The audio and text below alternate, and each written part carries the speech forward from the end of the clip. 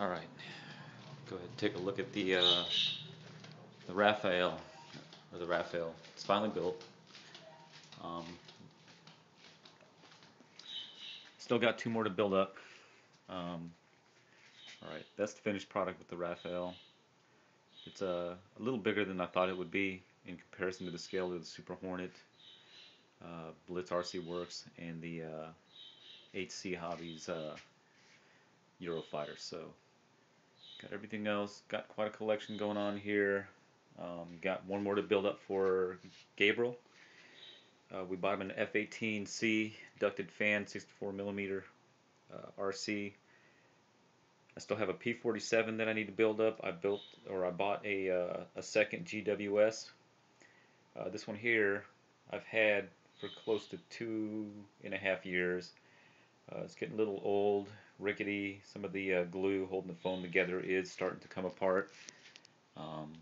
Starting to degrade, so I need to transfer the electronics from this particular GWS J10 to the new kit. So she had a good run. I'll go ahead and retire this one here. And being that I enjoy flying this particular RC quite a bit, I'm going to give the new one functioning canards. This one has fixed, but this one here will have functioning canards, and start a new chapter in the life of the GWS J10. So I also ordered a replacement Eurofighter. This one here is also getting a little long in the tooth. It's got some minor repairs on her.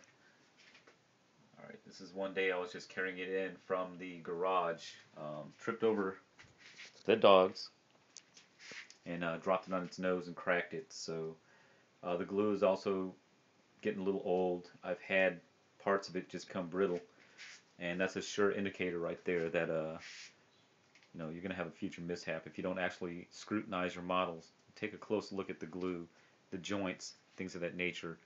And I've also reinforced all my models with additional formers. Wherever I can get to the interior of the model that are hollowed out, I'd actually build formers out of Depron and utilize hot glue or two-part epoxy.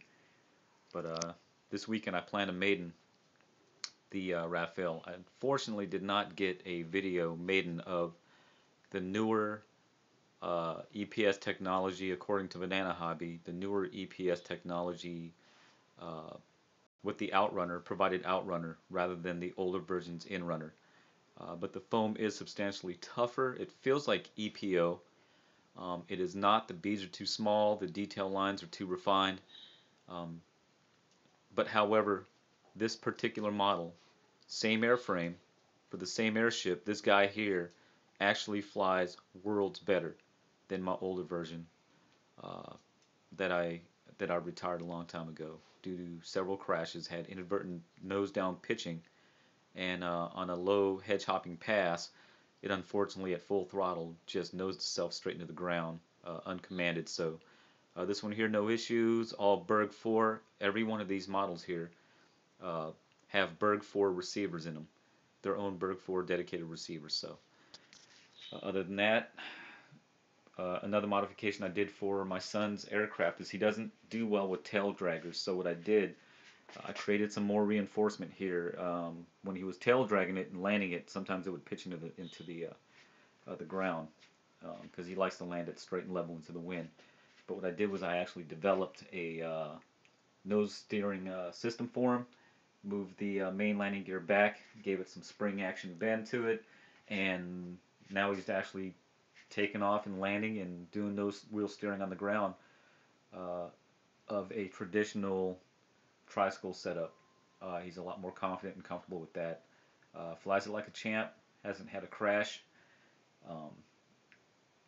But he's progressing pretty well. But this is what I have built up so far. So once I get the P-47 built up, I'll go ahead and display that and try to get a video of the Super Hornet, the Rafale, and once I get the P-47 built up, once I find the time, get a maiden video of that and additional videos.